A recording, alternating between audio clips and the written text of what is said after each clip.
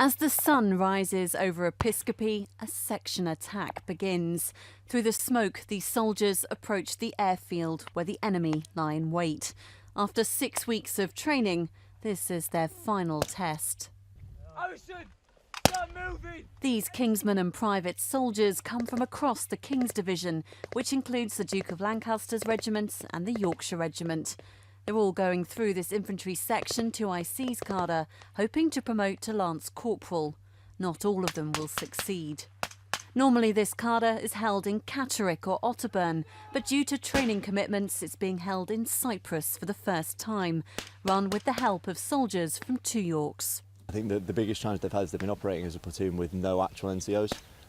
So they're relatively senior private soldiers who are all pretty good, pretty well motivated, but they've got no full corporals or lance corporals with them, so they're commanding sections and being second in command themselves. We're testing them to see how good they are at being section 2 ICs, because that's the job they're likely to go into, but they're also having to step up and be section commanders. But to be fair to them, the vast majority of the time they've delivered. 42 soldiers started this promotional selection. At the end, just 25 are left. They've spent 10 days out on the ground, getting very little sleep, carrying out night recce's and ambushes, sleeping out in the valley, waiting to launch this attack. Final attack this morning. It was basically a platoon attack down to 3 sections. Basically, the best students got picked as section commander to IC. And they obviously, it was their time to shine, and they've done well. Promotional courses like this have to fit in around operations and training. The King's Division has battalions on operations in Afghanistan, training in Kenya and about to deploy next month. So everyone wants to make the most of this opportunity and they want to succeed. Grafting 24/7, and some nights you only get an hour, 2 hours off sometimes. It catches up. It's tiring. I think I'm going to do well. I think a lot of lads have done well. They've tried their hardest.